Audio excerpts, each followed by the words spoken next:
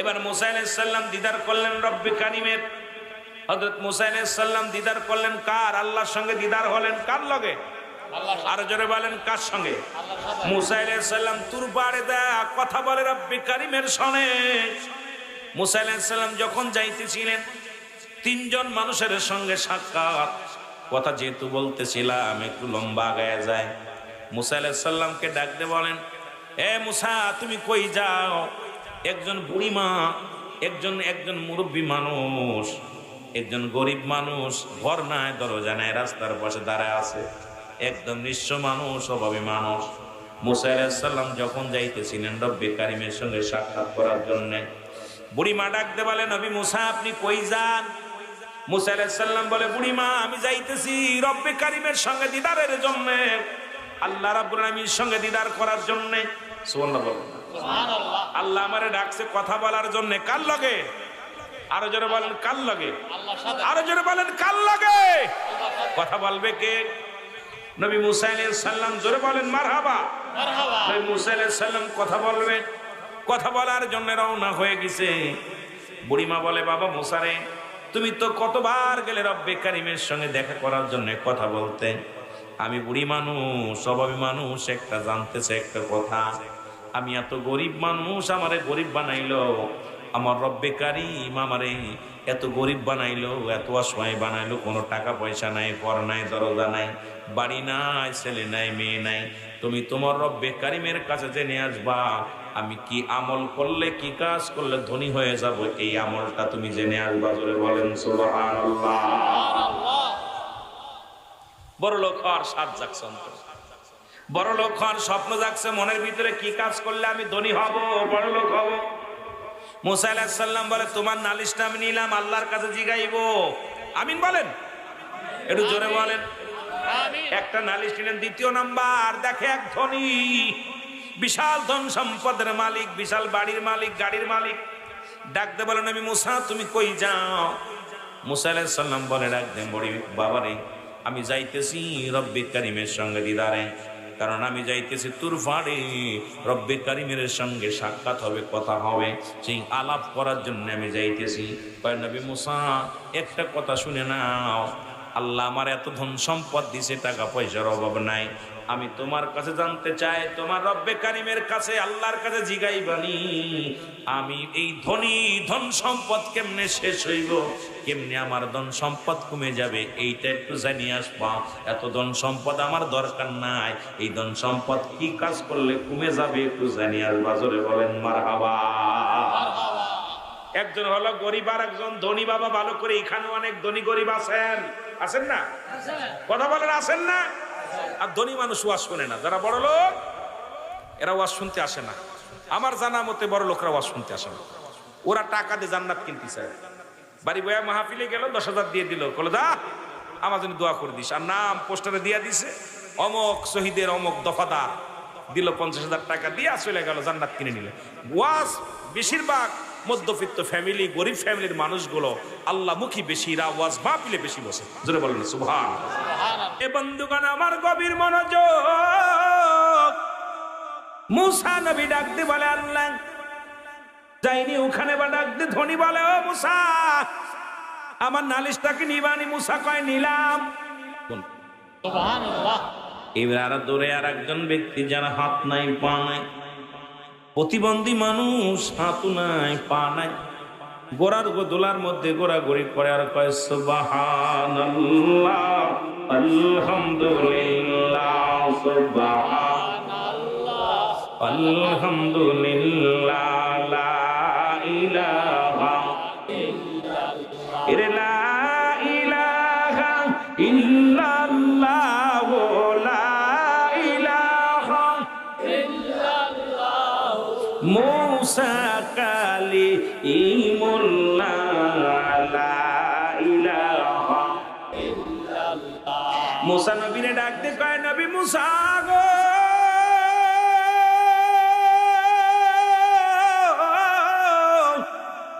কোথায় যাও গো নবী মুসা? মুসা নবী ডাকতে বলে, প্রতিবন্ধীরা যায় রব্বে কারিমের সঙ্গে সাক্ষাতে। ডাকতে কয়, নবী মুসা রে, আমি একটা নালিশ দিব, নালিশটা কি নিবা? কি নালিশ দিবা?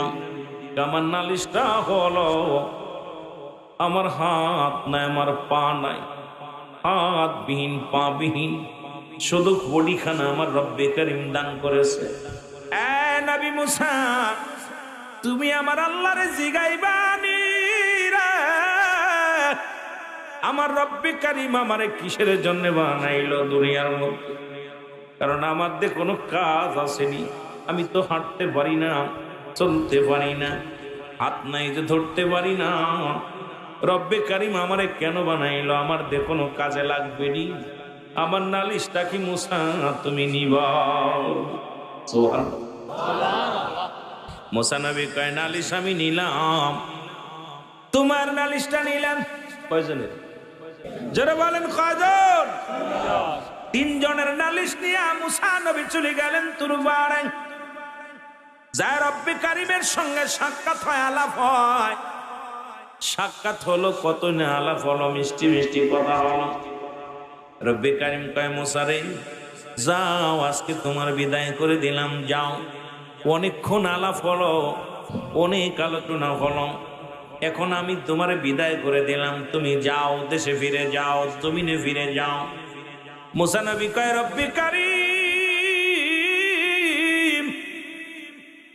এ রব্বে কারীম, আমি জানতে চাই, তিনটা লোকে আমার কাছে প্রশ্ন করেছে, এই প্রশ্নের উত্তর জানার জন্য আমি আসছি আপনার দরবারে। আজকে তিনটা প্রশ্নের জবাব আমারে দিবেননি। আল্লাহ কয়, মুসা রে বলো, তোমার তিনটা প্রশ্ন কি উত্তর চাও? বলে, এক নাম্বারে আল্লাহ রব্বে কারীমে আমার রব, এক নাম্বার নালিশ, এক নাম্বার প্রশ্ন, একজন গরিব মানুষ, একটা গরিব মানুষ, একটা মহিলা মানুষ, গরিব মানুষ, এই লোকটা বেকারি মানুষের দ্বারে দ্বারে ভিক্ষা করে খায়, ঘর নাই, ছোট্ট একটা কুড়ে ঘর, তার মধ্যে মাথা দিয়ে ঘুমায়। লোকটা অভাবী মানুষ, অভাবের মধ্যে আছে রে। এই লোকটা আমার কাছে জানতে চেয়েছে, সে কি আমল করলে ধনী হতে পারবে, কি আমল করলে টাকার মালিক, বাড়ির মালিক হতে পারবে, একটু বলো রে আমার আল্লাহ।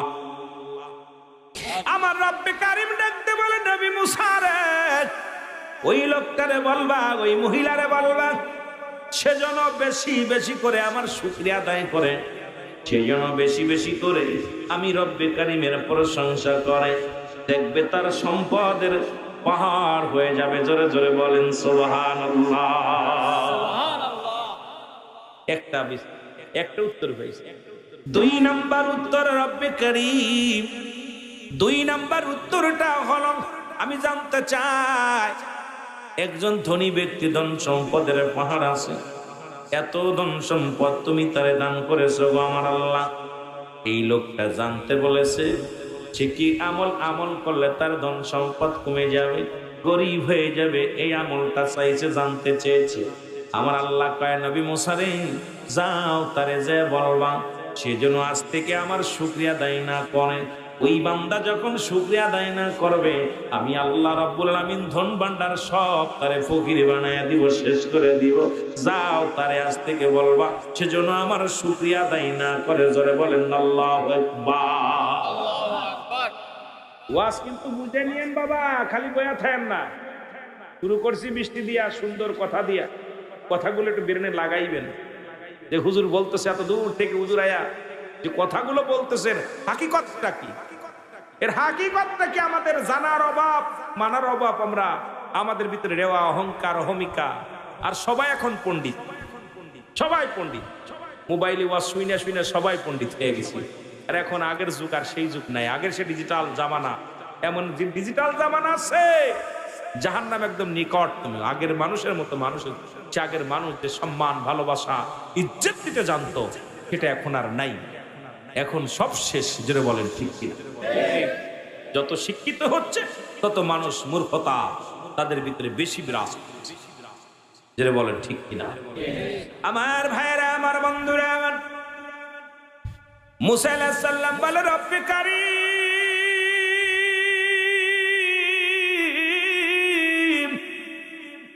আর একটা নালিশ, আর একটা উত্তর চাই, প্রশ্নের উত্তর চাই।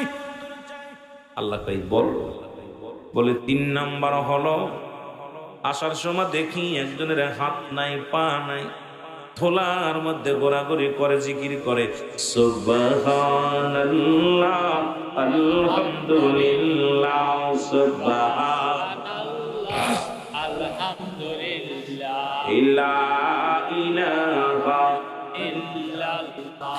এখন লা ইলাহা ইল্লাল্লাহ বললেই মনে করেন আমার নবীর কালেমা না বাজান। শোনো, আদম থেকে শুরু করে আদম বলছে লা ইলাহা ইল্লাল্লাহ, আদম আলাইহিস সালাম লা ইলাহা ইল্লাল্লাহ, মূসা কালিমুল্লাহ লা ইলাহা ইল্লাল্লাহ, ঈসা রূহুল্লাহ লা ইলাহা ইল্লাল্লাহ, ইব্রাহিম খলিলুল্লাহ লা ইলাহা ইল্লাল্লাহ, মুহাম্মাদুর রাসূলুল্লাহ জোরে বলেন সাল্লাল্লাহু আলাইহি ওয়াসাল্লাম।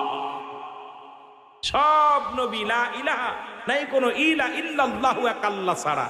আমি আদম আল্লাহর পয়গম্বর, আমি ইব্রাহিম আল্লাহর পয়গম্বর, আমি মূসা আল্লাহর পয়গম্বর, আমি ঈসা আল্লাহর পয়গম্বর, আমি মুহাম্মাদুর রাসূলুল্লাহ সাল্লাল্লাহু আলাইহি ওয়াসাল্লাম আল্লাহর পয়গম্বর। সুবহানাল্লাহ, সুবহানাল্লাহ, আরো জোরে সুবহানাল্লাহ।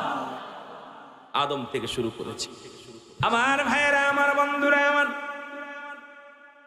আল্লাহ বলেন মুসা কি বলতে চাও বলো। রব্বি কারীম, আপনি লোকটারে কেন বানাইছেন একটু জানতে চাই আমি। লোকটা তো আমার কাছে জানতে চেয়েছে, আমি কি বলবো। আল্লাহ বলে যাও রে মুসা যাও, ওই প্রতিবন্ধী যার হাত নাই পা নাই তারে যে বলো আমি তারে দুনিয়ায় বানাইলাম, জাহান্নামের মধ্যে কিছু ছিদ্রা থাকবে, ফোঁটা থাকবে, ওই জাহান্নামের ছিদ্রা গুলো বন্ধ করার জন্য তারে বানাইছি। আল্লাহু আকবার, আল্লাহু আকবার। জাহান্নামের ছিদ্রা বন্ধ করবে, এই কথা হই না? সুবহানাল্লাহ। আহা, মুসা নবী ডাকতে বলে রব্বি কারীম,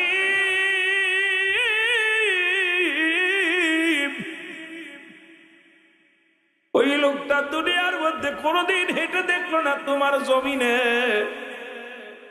কোনোদিন হাত দিয়া কোনোদিন খাইতে পারলো না, হাত নাই পা নাই রে, তারে তুমি বানাইলা জাহান্নামের ছিদ্রা বন্ধ করার জন্য। এই কথা আমি কেমনে বলবো? এই লোকটার যদি শোনে কথা, সে তো পাগল হয়ে যাবে। রব্বে কারীম, আমার আল্লাহ কয় মুসা রে যাও, তুমি জানতে চেয়েছো, যায়া বলো তাদের, যায়া বলো। জোরে জোরে চিল্লায় বলা যাবে না আমার হাওয়া। যাও। মুসা আলাইহিস সালাম চলে আসলেন, নবী মুসা আলাইহিস সালাম চলে আসলেন আল্লাহর সঙ্গে দিদার করে। দেখা হলো মহিলার সঙ্গে, মহিলা ডাক দিয়ে কয় নবী মুসা, ও নবী মুসা, তোমার আল্লাহরে জিগাইছনি, তোমার রবের জিগাইছনি কি আমল করলে আমি ধনী হব, কি আমল করলে আমি টাকা পয়সার মালিক হব রে, কি আমল করলে আমি ধনী হয়ে যাব। মুসা নবী কয় বুড়ি মারে, আমার রবরে আমি জিগাইছি, আমার রবে উত্তর দিছে। কয় কি উত্তর দিছে বলো? কয় বুড়ি মারে তুমি বেশি বেশি কইরা আমার আল্লাহর প্রশংসা করবা, শুকরিয়া আদায় করবা, দেখবে রব্বে কারীম তোমারে ধনী বানায়া দিছে। আরো জোরে বলেন না সুবহানাল্লাহ। বুড়িমা কয় মুসা তোর আল্লাহ আমারে কি দিছে রে? প্রশংসা করব কিসের জন্য? তোর আল্লাহ আমারে কি দিছে? মানুষের কাছে হাত পেতে খায়, মানুষের দ্বারে দ্বারে ঘুরি, নাই বাড়ি নাই ঘর নাই কোনো জমা জমি, কি প্রশংসা করব? সঙ্গে সঙ্গে তুমুল বেগে একটা ঝড় আসলো। ঝড় আসিয়া বুড়ি যেখানে কুড়ে ঘরের মধ্যে থাকতো ঘরটা ভেঙে গেল, একদম তছনছ হয়ে গেল। মুসা নবীর কাছে যা ডাক দে বলে নবী মুসা রে আমারে মাফ করে দেয় যেন আমার আল্লাহ। সারাদিন ভিক্ষা করে খাইতাম, সারাদিন চেয়ে চিনতে খাইতাম, রাতটা যখন গভীর হয়ে যেত এই কুড়ের মধ্যে আসিয়া মাথা থেকে ঘুমাইতাম। এরে নবী মুসা রে সেই ঘর পুড়ে ঘরটা যখন উড়ে গেছে আমি থাকবো কোথায়? আমি রব্বে কারিমের শুকরিয়া আদায় করবো না, ফরমানি করবো না? যখন আলহামদুলিল্লাহ বলার সঙ্গে সঙ্গে রব্বে কারিম তার দরিদ্রতার খাতা থেকে নামটা কেটে দিছে। ধরে বলেন সুবহানাল্লাহ। সঙ্গে সঙ্গে আবার পুড়ে ঘর ঠিক অটোমেটিক রব্বে কারিম দান করে দিছে, ফেরেশতা দিয়া একদম লাঠি মাটি দিয়া ভালো করে দিছে, গুছাই দিছে। ও জোরে জোরে শুকরিয়া আদায় করতেছে, আল্লাহ আমি নাফরমানি করেছি। ভাই যে হালাতে থাকবেন শুকরিয়া আদায় করবেন। কত মানুষের এই যে আমাদের যিনি পরিচালক ভাই দেখলাম, ওনার কিছু শারীরিক কিছু সমস্যা ত্রুটি দেখলাম, আহা কত সুন্দর কথা বললো, কিন্তু আল্লাহ পাটা আঙুলগুলো ঠিক মতো দেয়নি। আমি তাকায় চিন্তা করলাম, আমি আল্লাহর বান্দা, আমাকে সম্পূর্ণ স্বয়ং সম্পূর্ণ করছে, তারপর আমি শুকরিয়া আদায় করতেছি না। ও কিন্তু আল্লাহর পাগল, মদিনাওয়ালার পাগল, ইশকে রাসূলের পাগল। যেটা বলেন ঠিক কিনা? এগুলো বুঝতে হবে। এই জন্য অ্যারিস্টটল, সক্রেটিস বই লেখা পার বলছে, নো দাইসেল, নিজেকে নিজে চিনতে হবে। মানারাফান নফস, নিজের নফসকে চিনতে হবে। কলব সালিম, আত্মাটাকে প্রসিদ্ধ করতে হবে। এখন নিজকে নিজে না চিনতে পারলে, আর আমাদের কুষ্টিয়া লালন বলে, আপনাকে চিনতে পারলে যাবে অচিনারে চিনা। নিজকে যখন চিনতে পারবেন অন্যকে চিনা সহজ হয়ে যাবে। আর নিজকে চিনতে না পারলে জীবনে অন্যকে চিনতে পারবেন না। আপনি নিজে কেন আমাকে বানালো, আমি কেন দুনিয়ায় আসলাম, এই কেনর জবাবটা বললাম নো দাইসেল। অ্যারিস্টটল, সক্রেটিস, ছেলেরা লেখাপড়া করছি, যার বই না পড়ে দার্শনিক হওয়া যায় না, ইঞ্জিনিয়ার হওয়া যায় না, বড় বৈজ্ঞানিক হওয়া যায় না। অ্যারিস্টটল, সক্রেটিস বই লেখাপড়া বলছে নো দাইসেল, নিজেকে নিজে চিনতে হবে। আশ্চর্যজনক কি অবস্থা! কিন্তু আমরা খালি অন্যের দিকে তাকায় আসি, কিরা কি করলো, কিরা কি করলো, খালি খালি কান কথা, খালি পরস্পর আপনার এই পরনিন্দা, এইগুলো নিয়ে ব্যস্ত আছি। জোরে বলেন ঠিক কিনা? আমার ভাইয়েরা, আমার বন্ধুরা, আমার মুসা আলাইহিস সালাম এবার রওনা হয়ে গেলেন। দেখতে দেখতে হঠাৎ করে পাইলেন সেই ধনীর সঙ্গে দেখা। মনে আসেনি? ধনী ব্যক্তির লগে দেখা। ধনী ডাকতে বলেন, নবী মুসা রে, নবী মুসা, তোমার আল্লাহরে জিগাইছো নি আমার এই ধন সম্পদের, এই ধন সম্পদ কি কাজ করলে কমে যাবে, কি করলে ধন সম্পদ কমে যাবে, আমি গরিব হয়ে যাব, ধন বা সম্পদ কমে যাবে।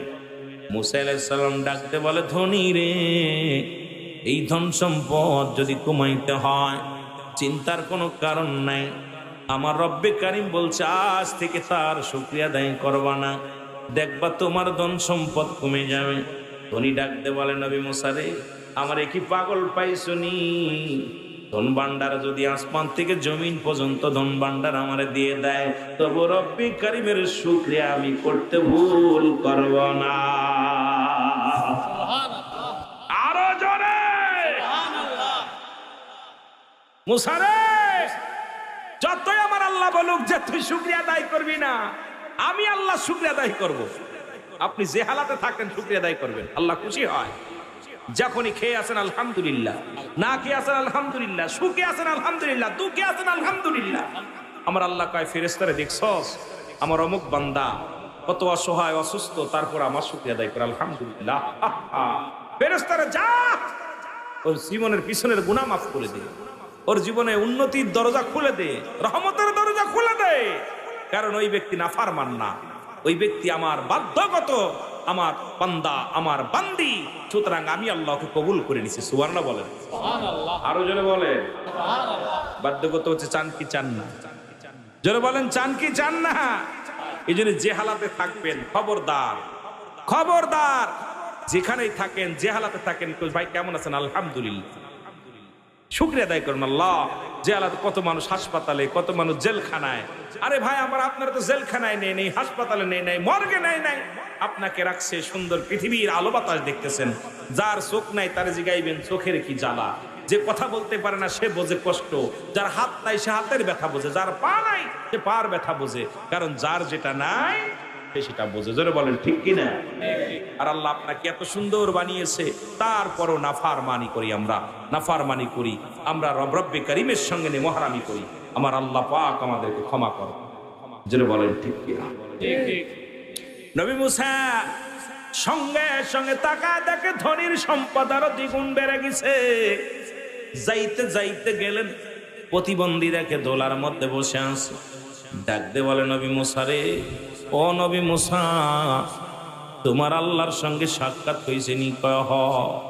তোমার আল্লাহরে জিগাইছনি রে? আরে আমারে কেন বানাইলো? আমার তো হাত নাই, আমার তো পা নাই, আমার চলার শক্তি নাই, আমি দাঁড়ানোর শক্তি নাই, আমারে কেন বানাইছে? আমি দুটি হাত উঠাই দোয়া করবে, এটাও শক্তি নাই, হাত নাই। আমার রব্বে কারিম আমারে বানাইছে কেন, কিসের জন্যে? কোনো কাজে লাগবে নি, আমারে জানায়া যা। এর মুসা নবী চোখের পানি ছেড়ে কান্দে আর ডাকতে বলে, প্রতিবন্ধী রে। মুসা নবী কান্দে রে, অসহায় রে, তোমার পা নাই, তোমার হাত নাই, তোমার আমি কেমনে বলি? আমার রব্বে কারিম তোমারও বানাইছে তার একটা কাজের জন্যে, বলবো কেমন করে, বড় কষ্ট হয়। আমার নবীর মুসা নবীর ডাকতে কয়, মুসা রে, একবার বলো তোমার আল্লাহরে জিগাইছো নি? আর কি উত্তর দিছে আমারে বলো। মুসা নবী ডাকতে কয়, পাপিহীন আত্মীন লোকটা শোনো। গেছিল রে মুসলমান, শুনে নাও। উনি বলতেছিল, কাবা শরীফ মাথা নোয়া দিছে, প্রমাণ হলো। আল্লাহ বলে, আলাম তারা, আপনি কি দেখেন নাই? নবী তখনও আসেন নাই। আবরা বাদশা যখন কাবা শরীফ ভাঙতে এসেছিল, ভাঙ্গার 26 দিন পরে নবীজি দুনিয়ার মধ্যে আগমন করেছিল। আমার নবীরে ডাকতে বলে, হাবিব আপনি কি দেখছেন নি? ও নবী আপনি কি দেখছেন নি? আমার বাবারা, আমার বন্ধুরা। এইবার আব্দুল মুত্তালিব ডাক দি কয়, কাবারে, তোর তো একটা ইট খসাইতে পারে নাই, আজকে কেন আমার বাড়ির দিকে মাথা নত হয়ে গেছে? কাবার জবান খুলে গেছে। কাবা বলে, আব্দুল মুত্তালিব তুমি জানো না আমি কাবার কাবা রাহমাতুল লিল আলামিন, যার খাতিরে আমার কাবার এত দাম, আমি কাবার এত মূল্য, কাবার এত মর্যাদা, যার খাতিরে আমি কাবারে মানুষ মানব। ওই শরীয়তের কিবলা হলো কাবা, নামাজের কিবলা কাবা। আমার এই ভাই আলোচনা যদি অল্প সময়ের মধ্যে আলোচনা করেছিল, আমার কানে আসছে মুসলমান, শরীয়তের কিবলা হলো কাবা, পূজারের কিবলা হলো রাহমাতুল লিল আলামিন, মোনাজাতের কিবলা আরশে আজিম। কাবারে আমি কাবার এত দাম বেড়েছে যার কারণে সেই কাবার কাবা রাহমাতুল লিল আলামিন দুনিয়ার মধ্যে আগমন করেছে। ধরে বলেন মারহাবা। কাবায় বলতেছে আব্দুল মুত্তালিব, আরে আমার এত দাম, আমার এত শান, আমার এত শান শৌকত কেন বাড়ছে জানো? এই দুনিয়ার মধ্যে যার খাতিরে আমার এত দাম, আজকে সেই আমি কাবার কাবা, আমি কাবার কাবা রাহমাতুল লিল আলামিন এই ধরা দামে তাশরীফ আনছে। আর সেই নবী আসা পর যারা মানি না মিলাদ, এদের মতো কপাল পোড়া মানুষ আর আরো যারা বলেন ঠিক কিনা? এ মুসলমান গভীর মনোযোগ। কাবা শরীফের মধ্যে 360টি মূর্তি গো, কয়টা? 360টি মূর্তি। মূর্তিগুলোর মাথা নত হয়ে গেছে। আজকে আমার বাজানেরা যারা মূর্তি পাড়া দাও, আজকে টুপি মাথায় দিয়া দাড়ি মুখে রাখিয়া তোমরা মূর্তির সামনে যে দাঁড়াও, দেখেছি, আমরা দেখেছি মন্দিরগুলো ভাঙ্গ নাই, মন্দির পাহারার জন্য তোমরা নিয়োজিত, কিন্তু এই মন্দির ভাঙ্গার জন্য, এই মুসলমান মূর্তি ভাঙ্গার জন্য নবী দুনিয়ার মধ্যে আগমন করেছে। জাহিলা জামানায় যখন আরব সমাজের সভ্য অসভ্যতা ছিল, তখন মূর্তি পূজারী সবাই ছিল এটা ভেঙ্গে গুড়িয়ে দেওয়ার জন্য। আমার নবী রাহমাতুল লিল আলামিন আগমন করেছে, আর মূর্তিগুলোর মাথা নত হয়ে গেছে, মূর্তির জবান খুলে গেছে। ডাকতে বলে, আব্দুল মুত্তালিব রে, তুমি জানো না? আরে একটু পরেই তো তুমি শুনে নাও, শুনে নাও, তুমি শুনছি একটু আগেই তো এই মূর্তিগুলো ভাঙ্গার জন্য নবীদের নবী কামলিওয়ালা নবী রাহমাতুল লিল আলামিন দুনিয়ার মধ্যে আগমন করেছে। যদি বলেন মারহাবা। মূর্তি বলতেছে আমাদের ভাঙ্গার জন্য, গুড়িয়ে দেওয়ার জন্য। আখির নবী আগমন করেছে, আর আমার দেশের মৌলবীরা মূর্তি সামনে করে নামাজ পড়ে, মূর্তি সামনে করে তারা সারাদিন পাহারা দেয় আর জশ্নে জুলুসে বাধা দেয়। জোরে বলেন ঠিক কিনা? কষ্ট পাইলাম, খুব কষ্ট লাগলো। যদি অমুসলিমেরা বাধা দিত কষ্ট লাগতো না, কিন্তু আমার দেশে দাড়ি টুপি জুব্বা মাথায় দিয়া, জুব্বা গায়ে দিয়া, জুব্বা তার মাথায় দেওয়া যায় না, টুপি মাথায় দিয়া আইরে রাস্তায় দিয়ে লাঠি নিয়ে দাঁড়ায় আছে, কয় জশ্নে জুলুস করলে ঠ্যাং ভেঙে দিব, নবীর নামে জুলুস করলে বন্ডামি ছেড়ে দিব। আর অমুসলিমেরাও তো সেদিন খুশি হয়েছিল। আরে আপনার রাসূলের রাসূল আগমনের খবর শুই না মুসলমান আবু লাহাব তার দাসীকে আজাদ করে দিয়েছিল। সুবহানাল্লাহ বলেন। দাসী এসে সংবাদ দিল, আবু লাহাব শুনছনি? ভাই কি কয়? আরে আব্দুল্লাহর এক কলিজার টুকরা সন্তান হয়েছে, যার চেহারা আকাশের চাঁদের চাইতে সুন্দর। এত সুন্দর পুরুষ আমার জীবনে দেখি নাই। দেখার সঙ্গে সঙ্গে উনি দাসীকে আজাদ করেছে। সুবহানাল্লাহ বলেন না? আরো যারা বলেন সুবহানাল্লাহ। আরো যারা মুসলিমেরা নবীর আগমনে দাসী আজাদ করেছিল, আর আমার দেশের মৌলবীরা নবীর আগমনে বেজার হয়ে লাঠি নিয়ে বসে থাকে যে নবীর জন্য স্লোগান দিলে, নবীর জন্য তাহলে আল বাদরু আলাইনা নারায়ে রিসালাত বললে আমাদেরকে পিটানো হবে। তাহলে বোঝা গেল যে দুশমনে রাসূল এই দুনিয়ার মধ্যে ভরপুর আছে। জোরে বলেন ঠিক কিনা? আরো জোরে বলেন ঠিক কিনা? আছে না? এখন আল্লাহ দলিল দেয়, আমি না, আল্লাহ কমিনান নাস, মানুষের মধ্যে মায়াকুলু, তারা বলবে আমান্না, তার ঈমান আনছে বিল্লাহি, আল্লাহর প্রতি, ওয়া বিল ইয়াউমিল আখির, আখিরাতের প্রতি বিশ্বাস স্থাপন করেছে, মা হুম বিমুমিনিন। কত সুন্দর দলিল আল্লাহ কাছে। আল্লাহ বলতেছে হাবিব, ওই মানুষের মধ্যে বেঈমান আছে না, শব্দের অর্থ মানুষ। ওরা রসুলের কাছে যখন যেত বলতো আমরা আপনার দলের লোক। যখনই রসুলের থেকে দূরে, আরে রসুলকে ধোঁকাতে গেলাম, রসুল মুহাম্মদ আব্দুল্লাহর বেটা মুহাম্মদকে দেখতে গেলাম, পরীক্ষা করতে গেলাম। তা আমার যুগে এখন দেখতেছি কিছু দাড়িওয়ালা টুপিওয়ালা এমন ভাবে আমাদেরকে পরীক্ষা করতে, আমাদের কাছে আসলে কয় নবী ভালো। আর আমাদের দেশে কিছু আলেম বাইর হয়েছে যারা আপনার এই গোলাপি মার্কা মুসলমান, গোলাপি মার্কা সুন্নি। কারণ এরা এদিকেও আছে ওদিকেও আছে, অর্থের জন্য আমরা বিক্রি হয়ে যাই। যখনই আমার থেকে 10,000 টাকা বেশি দিবে, সঙ্গে সঙ্গে ওদের স্লোগান দিচ্ছে। জোরে বলেন ঠিক কিনা? ইমান চোর, এগুলো হলো ইমান চোর। জোরে বলেন ঠিক কিনা? এই এই এটা তো সরে বয়, তোরা মোবাইলে গল্প করে তোরা এদিকে, তোদের সংযোগ এদিক নাই, কপাল নসিব তোদের খারাপ। সরে বয়, সরে বয়, তোরা মানে কমিটির লোক, তাই না? এ করে এক সিরিয়াল এক গাইতেছে, ওরা ফুসফুসকে সাল মে বিয়ে দিচ্ছে, ওদের কপাল খারাপ। কথা বোঝেন নাই? কপাল খারাপ, খালি ফুসফুস মোবাইল দেখা, পুরা ওয়াজ শুনতে মোবাইল টিপতেছে, এদিক ওদিক খেয়াল ওদের। আহারে বদনসিব, বদনসিব। রাসূলুল্লাহর আলোচনা শুনে তোরা এখানে জীবন চলে যাবে, একটু নড়বি না। কিন্তু তোদের এই ব্যাগের ভিতরে মাস্টার ইবলিস এসে এমন ভাবে বিরাজ করছে, ওরা নড়া চড়া, মোবাইল এর গুঁতো মারতেছে, ওরে গুঁতো মারতেছে, এর হাসতেছে, ওর গাড় পাশ করছে। মানে ওয়াজের ভিতরে তোদের বিনোদন, এখানে কি কোনো আনন্দ হচ্ছে নাকি? কপাল খারাপ। আহা, তোদের মতো আমিও ছিলাম। ওরে আজরাইল তোরে বড় ছোট মানবে না, মনে করছেন না ছোট মানুষ। আজরাইল ছোট দেখবে না, যে দুধ খায় সেটা নিয়ে যাচ্ছে। বুড়োটা বেশি আছে, বাপ নাই, বাপ আছে, বাবার কাঁধে সন্তানের লাশ, সন্তানের কাঁধে বাবার লাশ। যে কোনো মুহূর্তে তোরে নিয়ে যেতে পারে। তোর মতোই মস্তান, খুদে মস্তানের কোনো হাকানা নাই, যে কোনো মুহূর্তে রব্বে কারিম ডাক দিতে পারে। যেটা বলেন ঠিক কিনা? এটা জান্নাতের বাগান। আমি আসে দেখছি এই জায়গাতে মোটামুটি মোবাইল টিপা টিপি, গুতাগুতি, এই 2 ঘন্টা চলতেছে। ওদের আনন্দ এক ধ্যানে আলোচনা শুনতেছে। ওদেরকে শুনতে দেবে না মাস্টার ইবলিস। ইবলিস কিয়ামত 3টা অধিকার চাইছে, কিয়ামত পর্যন্ত হায়াত, মানুষের লোমে লোমে ঢুকবে, আর যখন যে সুরত ধরতে যাবে তখন সে সুরত ধরবে। ওদের ভিতরে আয়া সুরত ধরা বইয়া পড়ে খালি মোবাইল টিপাচ্ছে। কথা বোঝেন নাই? কিয়ামত পর্যন্ত হায়াত, কিয়ামতের আগে মৃত্যু হবে না, আর মানুষের লোমে লোমে ঢুকবে।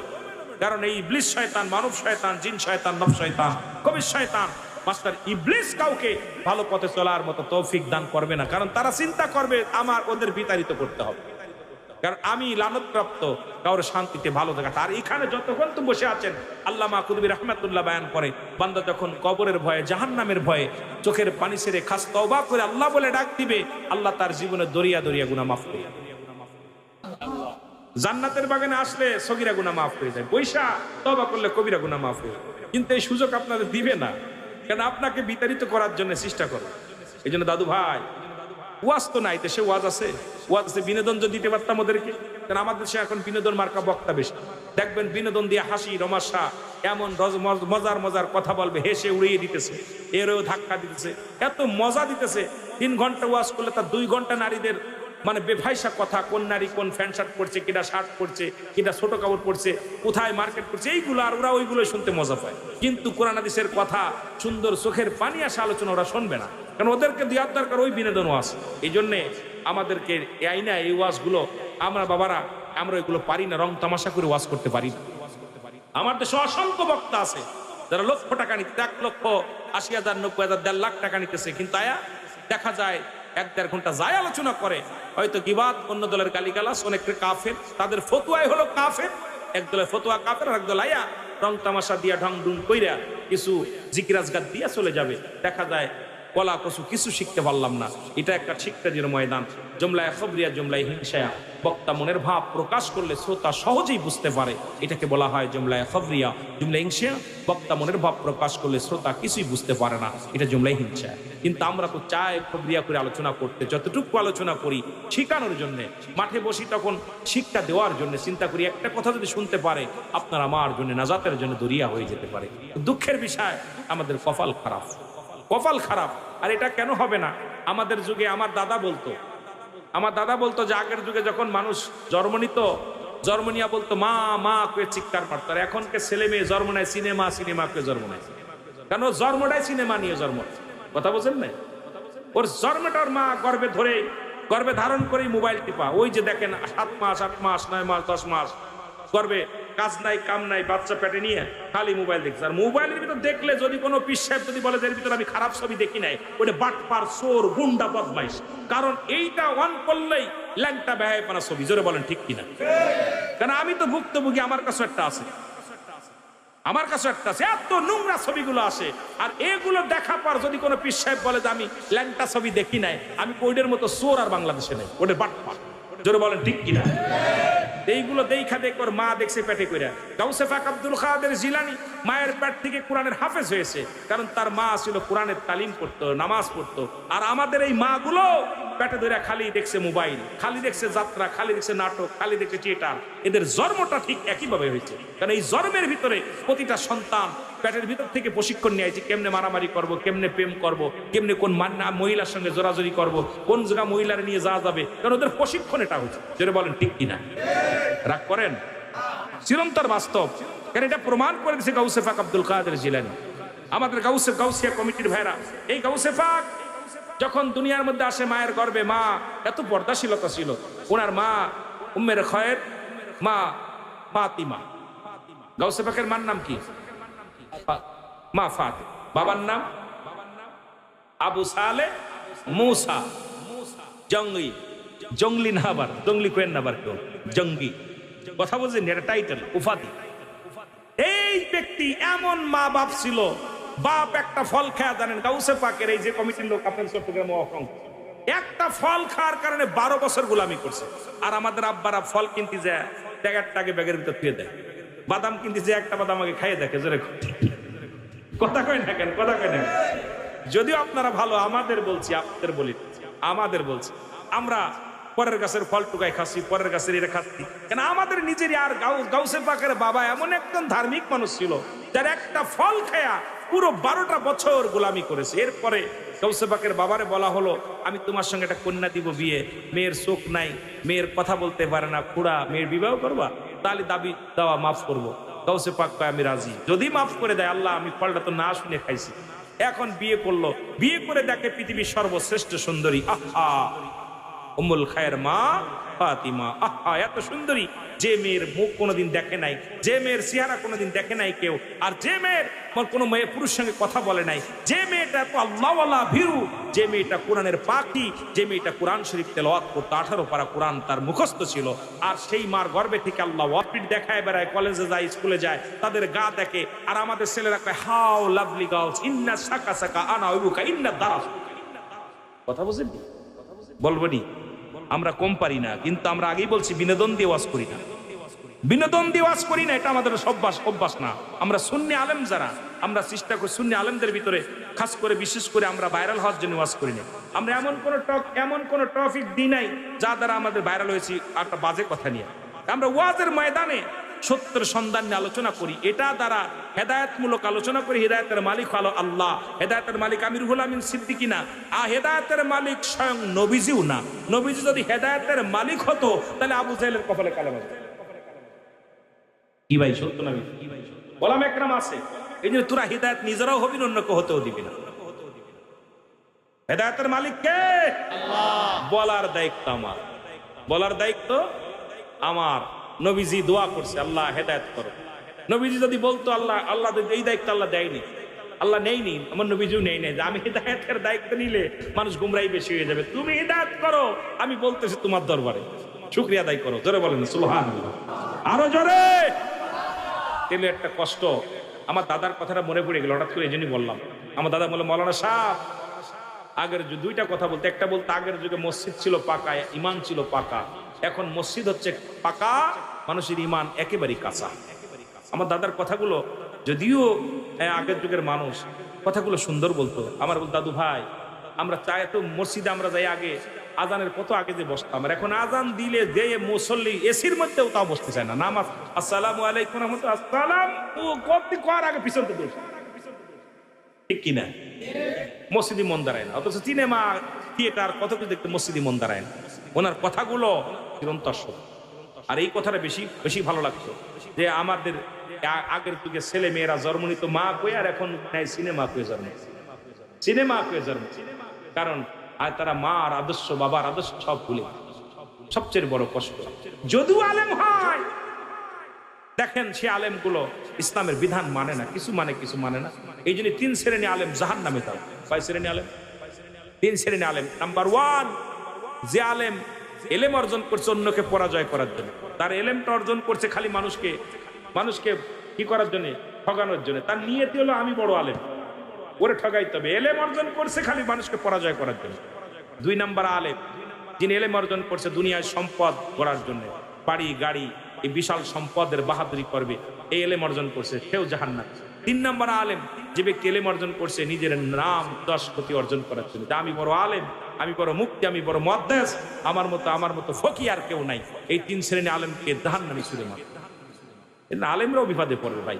আজকে আমাদের সমাজে এই 3 শ্রেণী আলেম বেশি পাওয়া যায়। এই 3 শ্রেণী আলেম বেশি পাওয়া যায়।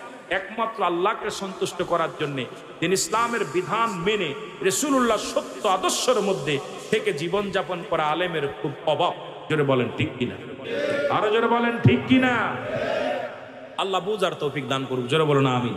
একটু মহব্বতের সঙ্গে দুরূদ শরীফ পড়েন। আল্লাহুম্মা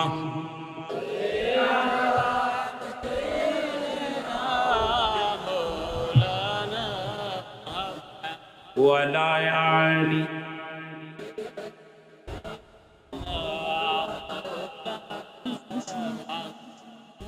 এ মুসলমান গভীর মনোযোগ। এখন আবার হুজুর কয় জুলুসের সম্পর্কে একটু বলেন। এরা জুলুস মানে নবীর আগমনে, নবী যখন আগমন করেছিল মক্কা মদিনার নারী পুরুষ একত্রিত হয়ে, যেমন চট্টগ্রামের বাজানেরা নারায়ে রিসালাত ইয়া রাসূলুল্লাহ, নবীর জুলুসে তখন তাদের হাতের ভিতরে ছিল সবুজ পতাকার অভাব ছিল, খাজুরের ডাল। কিসের ডাল? খাজুরের ডাটা, খাজুরের ডাল। এই সবুজ পতাকা হাতের মধ্যে নিয়ে তালাআল বাদরু আলাইনা, নবীর আগমনে তারাও স্লোগান দিয়েছিল নবীজি এসেছে, নূর এসেছে, কবে নূর এসেছে, বলো নূর এসেছে, নূর এসেছে, মায়া মেনার কোলে আদি চাঁদ উঠেছে, নূর এসেছে। শুধু মুসলমান, শুধু তাই নয়, মক্কা মদিনার নারী পুরুষ, খালি পুরুষ নয়, নারীরাও মিষ্টি বিতরণ করেছিল। রাসূল আসছে, আরে জুলুস তো স্বয়ং আল্লাহ করেছে, ফেরেশতারা করেছে। সুবহানাল্লাহ বলেন। সুবহানাল্লাহ। জুলুস খালি চট্টগ্রামের মানুষ করে নাই, জুলুস করেছে আমার ফেরেশতারা, অসংখ্য ফেরেশতারা নবীর আগমনে খুশি হইয়া তারা বলা বলি করেছে। পশু পাখিতে জুলুস করেছে, এক জায়গা দাঁড়ায় মুসলমান জুলুস করেছে, ফেরেশতারা জুলুস করেছে, মুসলমান শুনে না। সব নবীরা আজকে রহমতের নবী দুনিয়ার মধ্যে আগমন করবে। জোরে জোরে চিল্লায় বলেন মারহাবা। মা আমিনারে সালাম দা, আসসালামু আলাইকুম মা আমিনা। ওদিন জুলুস হয়েছিল, শরীয়তে ছিল 2 জন, একজন ছিল মা আমেনা আর একজন হযরত সুফিয়া। রাসূলের ফুফুর সংখ্যা ছিল 6 জন। এদের মধ্যে দুজন হলো ঈমানদার, একজনের নাম হযরত সুফিয়া আর একজনের নাম মুসলমান। আর 4 জন রাসূলকে মানতে পারে নাই। রাসূলের চাচার সংখ্যা ছিল 9 জন। এদের মধ্যে ঈমানদার হলো 2 জন, একজনের নাম আমিরে হামজা আর একজনের নাম আব্বাস। আরো 7 জন নবীর বিরোধিতা করেছিল। এই জন্য চট্টগ্রামের একদল জুলুসের পক্ষে আর এক দল বিরোধিতা করে। জোরে বলেন ঠিক? এরা মুসলমান 9 আর 6 কত? জোরে বলেন। 17 জনের ভিতরে মুসলমান 4 জন হলে ঈমানদার, বাকি থাকলো কয়জন? 11 জন। কয়জন? কতজন? 11 জন। 11 জন ছিল রাসূলের বিপক্ষে আর 7 জন ছিল রাসূলের পক্ষে। তার মধ্যে রাসূলের চাচার সংখ্যা ছিল বললাম 9 জন। এদের মধ্যে 2 জন, একজনের নাম হলো আমিরে হামজা আর একজনের আব্বাস। এই 2 জন রাসূলকে নবী বিশে মানছে, কালেমা পড়েছে, রাসূলকে রাহমাতুল লিল আলামিন বলে মানছেন। আর 7 জন কয় ও তো আব্দুল্লাহর বেটা মুহাম্মদ, ওর বাবা মরিছে, ওর বাপরে কবরে পেট থেকে খাইছে, ওর বাপরে, ওর মা মারা গেছে, এ কেমন নবী হয়? এত নবী হতে পারে না। আর নবী যদি হয় তুমি একটা প্রমাণ দেখায় দাও, তুমি নবুয়াতি পেয়েছো, একটা প্রমাণ দেখায় দাও। মুসলমান শুনে নাও, রাসূলের চাচার আসিয়া বলে মুহাম্মদ একটা প্রমাণ করায় দাও, তুমি কেমনে নবী? কয় কি চাচা, কেমনে প্রমাণ করায় দিব? আবু জাহেল কয় বাতিজারে তুমি যে নবী হয়েছো প্রমাণ আমাদের দেখায় দাও, তোমাকে মানতে পারি না। কয় চাচা কি প্রমাণ নিতে চাও? কয় আসমান থেকে তুমি এইখান থেকে যদি চন্দ্রকে দিয়ে খণ্ডিত করে দিতে পারো তাহলে মনে করো তুমি আল্লাহর পয়গম্বর। তখন নবীজি কয় চাচার এ তো কোনো ব্যাপার নয়, দাঁড়াও দাঁড়াও আমি দেখতেছি। চাচা গো, নবীজি সেজদায় পড়িয়া মাথা উঠায়া দুটি হাত উঠায় দোয়া করিয়া যখন চন্দ্র সূর্যের দিকে 7 আঙ্গুল মুবারক ইশারা দিলেন, সঙ্গে সঙ্গে চন্দ্র দ্বিখণ্ডিত হয়ে গেল। জোরে বলেন সুবহানাল্লাহ। আবু জাহেল বলে তুমি নবী না, তুমি জাদুকার। কথা বলেন, তুমি কি? জোরে বলেন তুমি কি? জাদুকার। মুসলমান শোনো, এখন নবীজি বলে কালেমা পড়ো। চাচা কয় না, ওই 7 জনের বংশ খারাপ, ওদের কপাল খারাপ। এ মুসলমান শোনো না, রাসূলের চাচারা হাতের মধ্যে নিয়ে আসছেন পাথর নিয়ে আসছে। একাই মুহাম্মদ তুমি যে নবী কেমনে তোমারে মানি? তুমি যে আখিরি নবী পয়গম্বর রাহমাতুল লিল আলামিন প্রমাণ করে দাও। আমাদের হাতের মধ্যে কি আছে যদি বলে দিতে পারো, কথা দিলাম কালেমা পড়ব। মুসলমান ইবনে আব্বাস বলে, আব্বাস ডাক দে বলে মুহাম্মদ তোমার ওই পাতের মধ্যে কি আছে বলা লাগবে না, আমি সাক্ষী দিলাম রে তুমি আমার আব্বা জানের একমাত্র কনিষ্ঠ সন্তান, তুমি আমাদের ভাই, আমাদের ভাই আমাদের ভাই আব্দুল্লাহর একমাত্র কলিজার টুকরা সন্তান। তোমার আমরা নবী বলে মানি, কারণ তোমার রঙের সঙ্গে কোনো রঙের মিল নাই। তুমি কোনো বানোয়াট কোনো কথা বলো না, তুমি যেদিকে তাকাও সেদিকেই দেখি রহমত। আমি আর একটা সেকেন্ড আমি আর আমার ভাইদের পক্ষে থাকবো না। আব্বাস বলে মুহাম্মদ আমি তোমার চাচা হইয়া কালেমা পড়ে নিলাম, কে পড়লো আর না পড়লো? কয় চাচাকে একটু অপেক্ষা করো। অন্য চাচারা কয় আব্বাস তারা আগেই কালেমা পড়িস না, মুহাম্মদ যদি বলতে পারে হাতের ভিতরে কি, তাহলে আমরাও তোমার সঙ্গে কালেমা পড়ে নিব।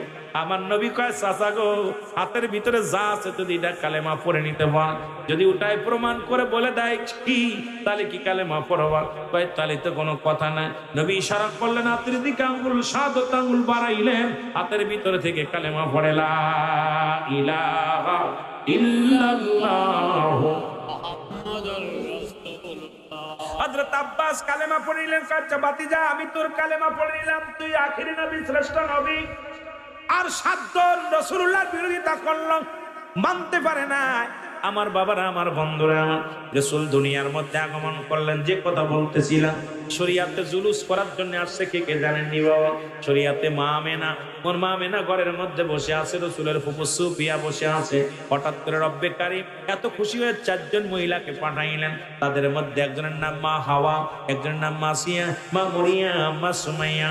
এইরকম মাদের পাঠায়া দিলেন, জান্নাতি মহিলাদেরকে পাঠায়া দিলেন। তারা এসে সালাম দেয়, আসসালামু আলাইকুম মা আমেনা। আমরা ও মা আমেনা তুমি ধন্য, তুমি ধন্য, আমরা জান্নাত থেকে আসি, নবীর আগমনে আল্লাহ পাক খুশি হয়ে আমাদেরকে পাঠিয়েছে। কারণ নবীজিকে কত ভালোবাসতো আমার আল্লাহ, নবীর প্রথম আগমনে জান্নাত থেকে নারীগুলো পাঠায়া দিতে। ধরে বলেন মারহাবা। সেই জশ্নে জুলুস পালন করে চট্টগ্রামের মানুষ। কি করে? তাদের জবানে থাকে নারায়ে রিসালাত ইয়া রাসূলুল্লাহ। আর নবীজি বলছে আমি দেখতেছি অচিরেই পূর্বাঞ্চল থেকে একটা জাতি বাইর হবে, যাদের জবান দিয়ে বাইর হবে নারায়ে তাকবীর আল্লাহু আকবার, নারায়ে রিসালাত ইয়া রাসূলুল্লাহ। এই ধ্বনি দিতে দিতে আমি নবীর রওজা পর্যন্ত আগমন করবে। এখন প্রমাণ হয়ে গেছে বাংলাদেশের পরে আর কোনো মুসলিম কান্ট্রি নেই, বাংলাদেশের পরে আর কোনো মুসলিম কান্ট্রি নেই। আর বাংলাদেশের সর্বশেষ পূর্বাঞ্চলের মানুষ হলো চট্টগ্রাম বিভাগের মানুষ। এই এলাকার মানুষগুলো যেমনি নবী প্রেমিক, বাংলার অন্য প্রান্তের মানুষগুলো এমন প্রেমিক হয় না। রাসূলুল্লাহ বলে গেছে আমি ওফাতের পরে আমি দেখতেছি অচিরেই একদল আশিক বাইর হবে, যাদের জবানে থাকবে নারায়ে রিসালাত ইয়া রাসূলুল্লাহ, নারায়ে তাকবীর আল্লাহু আকবার। এই ধ্বনি দিতে দিতে আমি নবীর রওজা পর্যন্ত আগমন করব। সুবহানাল্লাহ বলেন না? সুবহানাল্লাহ। আমি গুনাহগারের ক্ষুদ্র জ্ঞান, আমার জানা মতে বাংলাদেশের পরে আর কোনো মুসলিম কান্ট্রি নেই, পূর্বাঞ্চলে আর কোনো মুসলিম কান্ট্রি নাই জানা মতে। আর সেই পূর্বাঞ্চলের মানুষ হলো আপনারা, এই চট্টগ্রামের মানুষ। এই জন্য নারী পুরুষ বৃদ্ধ দেখলাম, পুরা মানুষ, প্রতিবন্ধী মানুষগুলো নারায়ে রিসালাত এবছর অকল্পনীয় জুলুস হয়েছে, যেখানে সবাই নবীর আগমনে ঘর ছেড়ে দিয়ে, বাড়ি ছেড়ে দিয়ে রাস্তায় নেমেছে। রাসূলুল্লাহ যখন মক্কা থেকে মদিনায় হিজরত করেছিল তখনও মদিনার সব মানুষগুলো রাস্তায় দাঁড়িয়েছিল, নবীজির জুলুসে আগমনে স্বাগতম জানিয়েছিল। আবার নবী যখন এসেছিল তখন একই অবস্থা হয়েছিল। ঠিক নবীর আগমনের মাস যখন আসে, চট্টগ্রামের মানুষগুলো ঘর ছেড়ে দিয়ে রাস্তায় নামে নবীর আনন্দে। আমার নবী আইছে বা পৃথিবীর বুকে, পৃথিবীর আলো দেখছে আমার নবী শরিয়াতে। এই আনন্দ হইয়া আমার বাবারা চট্টগ্রামের মানুষগুলো নবীর ইশকে দিওয়ানা হয়ে রাস্তায় বাইর হয়। জোরে বলেন না সুবহানাল্লাহ। আরো জোরে বলেন সুবহানাল্লাহ। আপনারা কষ্ট পাচ্ছেন? কষ্ট পাচ্ছেন? আর এই সমস্ত যারা কষ্ট পায় তারাই ওই আপনার নুরু পাগলার মতো মানুষের পুরায় মারে ভাই। জোরে কোন ঠিক কিনা? জোরে বলেন ঠিক কিনা? আমার জানা মতে, আমার দেখা মতে মুসলমান বাংলাদেশের কিছু তৌহিদি জনতা, যদিও আমার সাবজেক্ট উঠা না, তবু কথাগুলো বলতে হয়। মনে বড় কষ্ট, মনে বড় দুঃখ নিয়ে বলতেছি। আল্লাহর কোন পাগল কোন হালাতে থাকে, মানুষের সিনার খবর ও মনের খবর কে রাখে? জোরে বলেন কে রাখে? আল্লাহ। জোরে বলেন কে রাখে? আল্লাহ রাখে।